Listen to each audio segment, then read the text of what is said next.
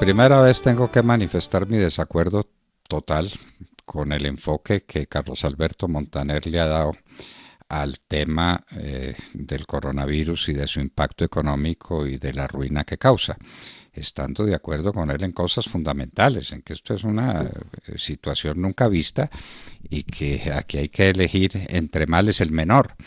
Pero es que no nos podemos conformar a que la gente se muera de hambre de ninguna manera y no nos podemos conformar a la idea de que la economía desaparezca porque desaparece el mercado. Hay que mantenerla artificialmente, no hay duda ninguna. Y eso va a producir una situación inflacionaria y eso va a producir aumento de precios y eso va a producir un desorden que tendremos que enfrentar después entre todos. Pero entre todos los sobrevivientes. La gente no se puede morir de hambre y las empresas no se pueden morir de inanición. A las empresas hay que darles vida y la única manera que hay que darles vidas es con créditos que no se pueden pagar. Y eso tiene un impacto inflacionario. Claro que lo tiene, ni más faltaba que fuéramos tan Todo el que torpes usted quiera, claro. de no advertirlos. El que sea necesario, el que Sí, sea sí, sí. necesario. Pero hay que sobrevivir con empresas vivas y con gente viva y dispuesta a trabajar.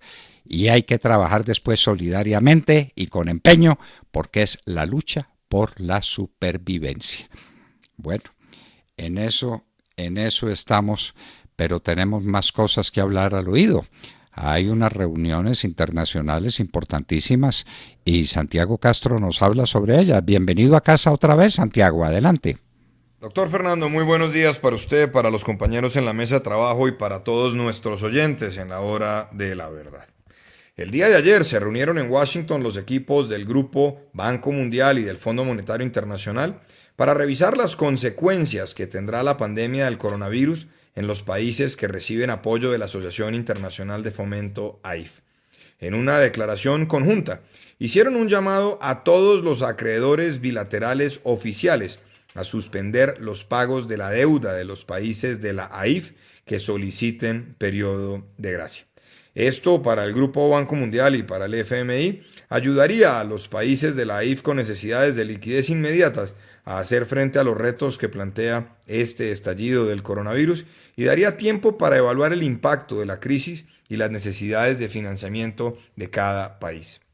Para el Banco Mundial, para el FMI, las cosas pueden empeorar en cualquier momento y sin duda, países con altos niveles de informalidad tendrán gravísimos problemas económicos. En el caso colombiano, el informe semanal del Centro de Estudios Económicos de la Asociación Nacional de Instituciones Financieras expone con mucha claridad una posible caída en el crecimiento económico que inicialmente se proyectaba en 3.4% a principios de año, pero caería a un rango de entre 1.8 y 2%, modelando un escenario base de 3 meses por la crisis del coronavirus. Sin embargo, doctor Londoño, si la situación durase 6 meses, el rango podría estar entre 0.5% y 1% de crecimiento económico. Para la ANIF, las medidas del gobierno colombiano y del sector privado han sido oportunas, incluyendo la creación del Fondo de Mitigación de Emergencias FOME para orientar recursos hacia la población más vulnerable y las empresas.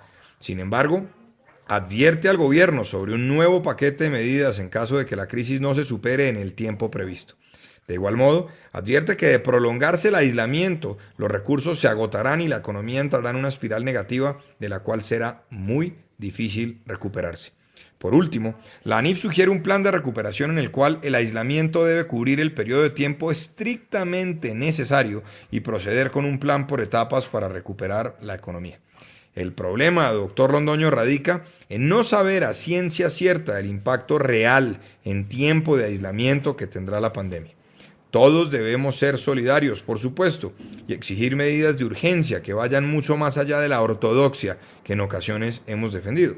Lo importante hoy es la supervivencia y que desde ya pensemos el futuro de la economía. El petróleo cayó a precios no contemplados. La desocupación está por encima del 13% y la informalidad sigue estando cercana al 50%. Ha sido muy fácil hablar de la economía naranja, verde y morada si se quiere, pero lo cierto es que no se ha dado o ya no se dio el debate real sobre los alivios para la ciudadanía y las empresas en materia tributaria. Ojalá las medidas que se tomen permitan consolidar un sistema confiable de información para programas de transferencias condicionadas y que el mismo se blinde frente a los intereses clientelistas que aún en crisis parecen marcar la política nacional. Amanecerá y veremos, doctor Fernando. Amanecerá y veremos, sí señores, pero hay que trabajar sobre esas bases, sobre bases realistas. ¿Y cuánto dura el coronavirus? ¿Sabe de qué depende? De la seriedad con que la gente afronte la situación. Y por ahora no vemos esa seriedad. Si la gente sigue saliendo a la calle, la gente, claro, si la gente se impacienta, si la gente o se la da de viva, se la da de astuta, y es que yo salgo y burlé a la policía, no sabe el daño que está causando. ¿De qué depende que esto dure más o que dure menos? De la disciplina que tengamos, de que estemos en la casa. El coronavirus se queda sin oficio si todos estamos en la casa y podemos dimensionar realmente la magnitud de la tragedia. Lo importamos de España, lo importamos. Y esto produce una crisis y la crisis va a ser de un enorme tamaño. Enfrentar ese tamaño, pero no multiplicarlo, no alargarlo en el tiempo. Es tan fácil, doctor Fernando. Si no acatan la medida de quedarse en la cuarentena en casa, lo que hacen es alargar el tiempo que nos va a durar esta crisis. Claro, entre más salga la gente, entre más ahorita, rápido más nos quedemos en casa, a tocar exacto. Después quedarnos en casa. Sí. Eso es así. Oiga, pero y en medio de todo y la pregunta que muchos han hecho, ¿no? ¿Qué prefieres, quedarte encerrado o quedarte enterrado? Pero Y es una les vamos a dar una noticia que los va a sorprender a ustedes. Italia y el norte de Italia ha sido epicentro de una difusión pavorosa del coronavirus. Y la gente se pregunta por qué. ¿Saben por qué? Por un partido de fútbol. Increíble. ¿Lo creerán? Bueno, no. Que nos lo cuente la Tata Castro. Tata. Muy buenos días, sí señor, tiene usted toda la razón. Después de ver las cifras de muertos y contagiados en Italia hasta hoy, llama mucho la atención lo que se está diciendo sobre el partido de fútbol que se jugó el 19 de febrero en el estadio San Siro en la ciudad de Milán entre el Atalanta y el Valencia, correspondiente a la ida de los octavos de final de la Champions. El alcalde de Bérgamo es la ciudad donde pertenece el Atalanta, señaló ese partido como una bomba biológica. Asistieron 40.000 personas cuando el coronavirus ya circulaba, pero silenciosamente, óigase bien, en silencio. El primer caso de COVID-19 en Italia se dio el 31 de enero. Y el 19 de febrero habían 3, el 21 de febrero 20, el 22 de febrero 79 y el 23 de febrero 152.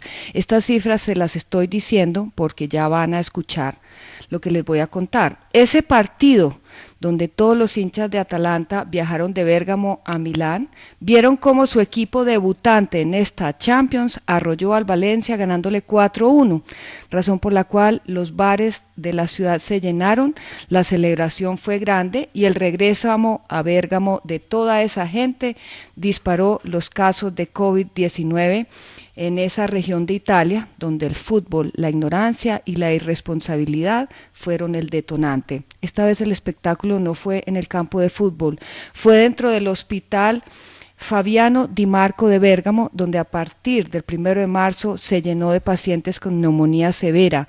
Las camillas, los pasillos, todo estaba lleno. En 24 horas se consumieron más de 5.000 tapabocas y la sala de emergencia estaba convertida en una guerra, tal como lo describió el jefe de neumología de ese hospital. Ese fue el detonante, doctor Londoño. Ese partido, el más importante de la historia para el Atalanta, como les dije, está debutando en la Champions y arrolló en ese partido de ida del octavos de final. Es el que hoy tiene a ese país con más de 7.000 muertos y más de 70.000 contagiados. Y lo más increíble de todo es que el 10 de marzo se jugó el partido de vuelta en Valencia, España, el 10 de marzo, a puerta cerrada, donde clasificó el Atalanta a cuartos de final. Hoy, el 35% del equipo español, del Valencia, entre jugadores, cuerpo técnico, médicos, están contagiados. El Atalanta no está tan grave, les recuerdo que tenemos a 2 colombianos. El Atalanta está en cuarentena, que se cumple el 27 de marzo. el portero esta semana salió positivo por coronavirus. ¿Qué tal esa historia, doctor Londoño? Bueno, esa es la historia. Qué buena y qué oportuna, ¿no es cierto? Un partido de fútbol. Se pregunta por qué Italia y qué pasó y los muertos y qué sucede con Italia. Un partido de fútbol. Mejor 2 partidos de fútbol, porque uno fue allá en Italia y después se fueron a jugar a puerta cerrada a Valencia. Pero es que la jugaban personas que quedaron contagiadas. Y el 35% del equipo del Valencia está contagiado. ¿A cuánta gente contagió? ¿A cuánta gente contagió? Es lo que nos tenemos que preguntar, y con sinceridad y sin ánimo de molestar, cuánto contagio hubo en Colombia por los vuelos que venían Madrid-Bogotá, y que la gente pasaba y que le decían, bueno, sea muy responsable de aquí en adelante, y nadie fue responsable, y ahí vino el detonante en Colombia. En Italia fue un partido de fútbol. En Colombia fue el buen corazón con que se recibió a colombianos sin ninguna precaución, porque uno lo entendería muy bien. Venga colombiano para acá, se va para el hotel tal y allá se queda 15 días encerrado, sin poder salir ni a la puerta del hotel. Eso hubiera sido una posición eficaz y una posición responsable. Lo otro, váyase para su casa y sea usted responsable. Pues ahí está el resultado. Y es que nadie sabe lo que son estos crecimientos exponenciales. Les repito el cuento del ajedrez. Deme un granito de maíz por el primer cuadrito, 2 por el segundo, 4 por el tercero, 8 por el cuarto. Y el sultán dijo, qué barato, pero por Dios, vaya, entréguenle a este señor el maíz que pide. No había maíz en todo el sultanato ni en toda la región suficiente para pagar lo que se pedía, porque cada vez que la cosa se duplica, eso es exponencial, exponencial. Se lo decimos a los que están saliendo a la calle sin necesidad, a los que están arriesgando su vida y la vida de los demás. Un solo contagio produce 2, ese produce 4, ese 8, y después quedó contagiado el país entero.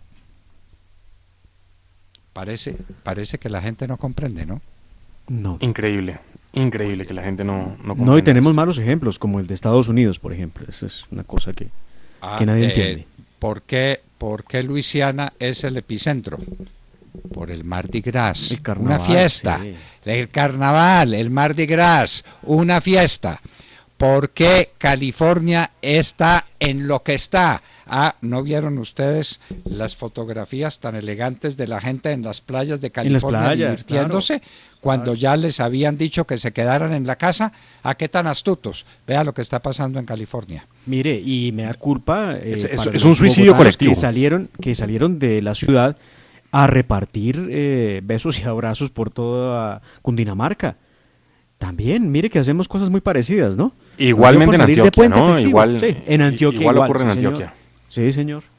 Bueno, sí, señor, la gente saliendo de Medellín. Pero mira, hay cosas que a uno lo dejan más aterrado todavía, como por ejemplo la decisión de la Corte Constitucional de hacer pública la petición al gobierno del presidente Iván Duque para que entregue pruebas para determinar si el decreto con el que se estableció la emergencia social, económica y ecológica en el país por el virus COVID-19 se ajusta o no a la Constitución. Esto es inaudito, es decir, solamente inaudito, pues una partida de taraos o de insensatos son capaces de decir eso. Entonces, yo recuerdo cuando, pues, ¿cómo no lo voy a recordar? Cuando enseñaba Derecho Probatorio en la Universidad Javeriana, yo les hablaba del hecho público y notorio. El hecho público y notorio no hay que probarlo, está exento de prueba. Solamente una partida de ignorantes como los magistrados de la Corte Constitucional se atreven a preguntarle en estos momentos al presidente de la República por qué decretó una emergencia económica y social con el coronavirus. Solamente una... No, Demar, es que no tienen calificación. Esos sujetos no tienen calificación. Mire, no se prueba lo evidente, doctor Fernando, no se prueba lo evidente, y en momentos como estos, lo que menos se necesita es que salgan voces a decir que el gobierno hizo esto y aquello, y a criticar y a tumbar las medidas. Imagínese usted donde encuentren que el decreto tiene... No, lo que nos falta es que tumben las medidas, medidas es absurdo. Del confinamiento. Pero bueno, esto es a la medida del sastre. Perdón, esto es a la medida del sastre. Serán capaces, pues eso Perderíamos todo el tiempo, perderíamos todo el tiempo de confinamiento, porque el gobierno tendría que volver a hacer un decreto y volver a confinarnos. En ese caso simplemente habría que cerrar esa Corte Constitucional de una vez, cerrarla de hecho. Es que esto es un momento de supervivencia y 9 cretinos no pueden poner en jaque el país. Y mire, doctor Fernando, perdóneme por la expresión tan suave. Pues con ese primer paso que están dando ayer, están poniendo en jaque al país, sin lugar a dudas. Yo no sé quiénes están detrás del tema, no sé quiénes lo anuncian de esa manera, no sé quiénes de los 9 impartieron órdenes para recoger las pruebas, para que el gobierno presente, entre otras, los informes sobre tasa de contagio y mortalidad, así como también el crecimiento exponencial en el país, que es lo que solicitan en ese auto que conocimos de 2 páginas ayer. Probablemente no sean todos los magistrados, porque tenemos fe en por lo menos 3 de ellos, lo digo en lo personal, pero sí hay otros personajes allí que causan mucho terror y que dan miedo cuando les da por salir con especies como esta. Está bien que revisen los decretos, ayer empezaron a hacerlo a través de videoconferencia a las 3 de la tarde, los decretos que ha expedido el gobierno en el marco de la emergencia. Eso es constitucional, está ahí. Pero no es momento de que nos armen este escándalo y nos pongan estos temas, mejor dicho. Faltaba más. Dejemos esta ridiculez a un lado y dejemos a esos ridículos allá encerrados. Pero hablemos de buenas noticias. Así de aburridos estarán en sus casas los magistrados de la Corte Constitucional. Pero sí, buenas noticias, Demar. Hablemos de buenas noticias, Sergio. El anuncio de Postobón ayer lo conmueve a uno. Sí, claro. Gran noticia. Claro, ante la nación. 9.000 millones de pesos no están detrás de la puerta, pues regalan millones de pesos para soportar el tema de la producción de respiradores a esos tipos de la Corte Constitucional. Hay que decirles que ojalá no se enfermen, porque de pronto no va a haber un respirador para ellos, ¿no? Ese es tema crucial. 9.000 millones de pesos para producir respiradores en Colombia. Tenemos unos expertos de una condición tecnológica, intelectual superior, maravillosa, que ya tienen diseñado el respirador y funciona. Hay que producirlo en masa, masivamente, en grande escala. Postobón dona 9.000 millones de pesos para ese efecto. Hay pues que decir, además, escuchemos el anuncio que hacen, ¿no? Sí, claro. Postobón le tiene un regalo al país en medio de la crisis. Nuestra compañía ha tomado la decisión de apoyar hasta el 100% de la producción de los ventiladores mecánicos que TechFit, en compañía de Ruta N, la Universidad de Antioquia y la Escuela de Ingeniería de Antioquia, están próximos a culminar como proyecto para entrar en su fase productiva. Es un gran aporte de hasta por 9.000 millones de pesos que Postobón, repito, le dona al país. Bueno, esas son cosas emocionantes y en eso debíamos estar todos. Postobón da el ejemplo, marca la pauta. Todos tenemos que hacer el esfuerzo. ¿Y qué esfuerzo puede hacer usted? Uno fundamental, quédese en su casa. Quédese en su casa. No se exponga y no exponga a los demás. Yo me pregunto, por ejemplo, ese salvaje que le tosió a una... Ay, Dios. Fue a una azafata de Avianca. A personal de Avianca, sí, señor. Que le tosió como señal de ¿qué? Pues de una estupidez. ¿Ese tipo no está en la cárcel? Eso se llama homicidio tentado. Hay que meterlo por homicida en potencia. Es como si le hubiera hecho un disparo y no la hubiera matado. Eso es un disparo. A ese sujeto ya le abrió investigación a ese señor. Pero por médico, Dios que lo meta. Además, es un médico, ¿no? Es un médico, además. Doble razón. En el Código Penal está dicho que una persona que delinque teniendo una especial condición en la vida social debe ser castigado con más severidad. A ese médico hay que meterle en el quinto patio de la Modelo, pero ya. Esto no puede ser. Es que hay cosas con las que no se puede ser condescendiente ni tolerante. Un salvaje asesino, pero ¿cómo hace eso? Pero por favor, no, es que son cosas que indignan, nos disculpan nuestros oyentes la entonación que ponemos y la fuerza que le damos a nuestras expresiones, pero es que no puede ser. ¿Cómo le parece? Bien, la manera de protestarle a la azafata es tosiéndole en la cara. Bien, a sabiendas, y además si es médico, no, a ese tipo hay que mandarlo ya al quinto patio, en el sitio más oscuro de la cárcel. Hay que mandarlo inmediatamente allá. Ay, como vi unas declaraciones de un alcalde del que hablamos aquí ampliamente, ¿no? El alcalde de Popayán, unas declaraciones son medio, seguramente en el Cauca, donde se reía y decía que él no sabía todavía, que él no sabía nada del contagio, al punto que no sabe si su esposa también está contagiada, pero entre risas, como si esto fuera un chiste, como si haber venido a la cumbre de gobernadores y alcaldes en la Casa de Nariño hubiera sido un paseo.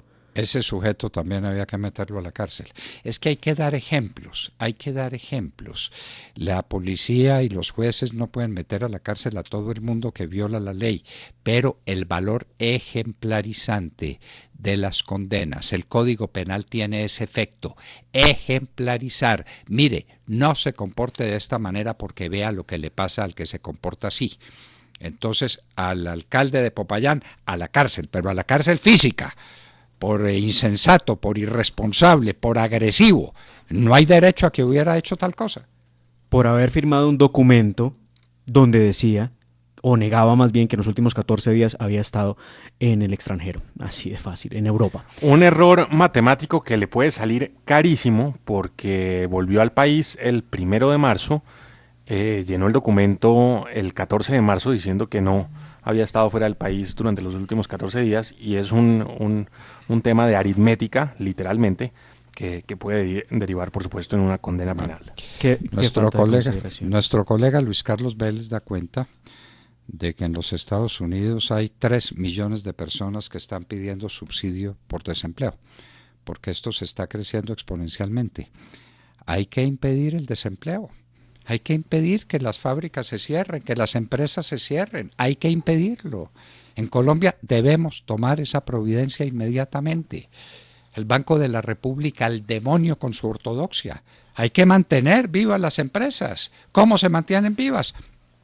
Con crédito. Nosotros inclusive lo propusimos en nuestro artículo que ha tenido un impacto enorme entre nuestros lectores. 10 años de plazo con 5 años muertos. Y sin intereses. Claro, es un regalo. Pero es un regalo para mantener vivas las empresas y para que no termine el coronavirus con un país muerto de hambre, porque destruyó su aparato productivo. No podemos destruir el aparato productivo. Y no lo podemos destruir con argumentos monetarios. No, es que se nos dispara. El rango meta de la inflación se sale de casillas. Es que le tengo datos interesantes para poner esto en contexto. Mire, de Prime Workspaces, que es una empresa de estas de las de coworking, que se ha puesto tan de moda el coworking en los últimos años, donde las empresas comparten pisos de oficina, pues nos envían este dato y nos dicen, mire, entre enero y diciembre del año pasado, en Colombia se crearon 309.463 empresas. Eso es 2.1% más que las creadas en 2018. Así que vamos haciendo la cuenta de las que se crearon en los últimos 2 años. Y además nos agregan desde esta firma que las empresas del país están conformadas principalmente, 99,6% son microempresas, pequeñas empresas 0,37% y las medianas y las grandes empresas son el 0,03% de las empresas del país. Obviamente desde Prime Workspaces están haciendo un llamado al gobierno nacional para que se congelen los arriendos a emprendedores y a las pymes durante 6 meses. Esto en medio de las medidas que empiezan a solicitar todos los sectores. Datos de la columna del doctor Fernando, Es otro mundo, señores, publicada en Las Dos Orillas y en lahoradelaverdad.com.co. En Las Dos Orillas tiene 46.200 lecturas a esta hora. Bueno, porque estamos proponiendo la heterodoxia y estamos definiendo otros parámetros intelectuales y políticos y jurídicos para manejar un mundo nuevo y distinto. ¿Quién no lo ha entendido? Señor presidente Duque, tiene todo el respaldo del país, como lo tuvieron en los Estados Unidos. ¿Vieron cómo fue la votación en el Congreso de los Estados Unidos para lanzar a la calle $2 trillones? Pues como debe ser, ¿no? Pero vio, pero sí, recuérdela. Sí. 96-0. 96-0, sí señor. 96-0, sí señor. Señor presidente Duque, aquí tiene 50 millones a 0. Tiene todo el respaldo del país.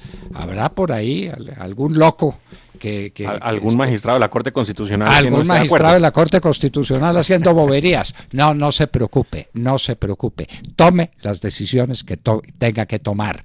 Al diablo la ortodoxia y salve al país. Salve al país. ¿Qué tal que Rondón en el pantano de Vargas hubiera dicho, no, espérese un momentico, porque 14 solamente contra no sé cuántos que vienen, las posibilidades estadísticas son de tanto? Bueno, ahí estaríamos. Estaríamos en eso. Sí. Vea, doctor Fernando, una noticia que nos recomiendan resaltar, ya lo habíamos hecho en la hora de la verdad, pero vale la pena volver a recordarlo. Promigas y la donación que hizo de 22.000 millones de pesos para enfrentar el coronavirus. Dinero que va a la salud para ayudar en esta crisis. Sí, señor, sí, señor. Y el que se va a necesitar, el dinero que se va a necesitar, es que esto está apenas empezando. La gente no entiende. Y hablamos de 400 infectados. Esos son los que han llegado ya al hospital sin poder respirar. Espérese lo que se viene. Y lo que se va a venir si seguimos con la irresponsabilidad de salir a la calle, de burlar los decretos oficiales, decir, ¡ay! Fui tan astuto y la policía no me siguió, o llegó la policía y yo le dije que estaba en el punto 21 de las excepciones del gobierno y me dejaron pasar. No, qué tan astuto, ¿no? Qué tan astuto. Puso en peligro su vida, puso en peligro la vida de millares de personas. Entendamos, esto es una cuestión de vida o muerte. Y en un minuto estaremos con el representante a la Cámara por el Centro Democrático Departamento del Valle, Cristian Garcés, para que nos cuente cómo van las cosas en esa ciudad y en ese departamento. Y hablábamos con ustedes al oído. Al oído.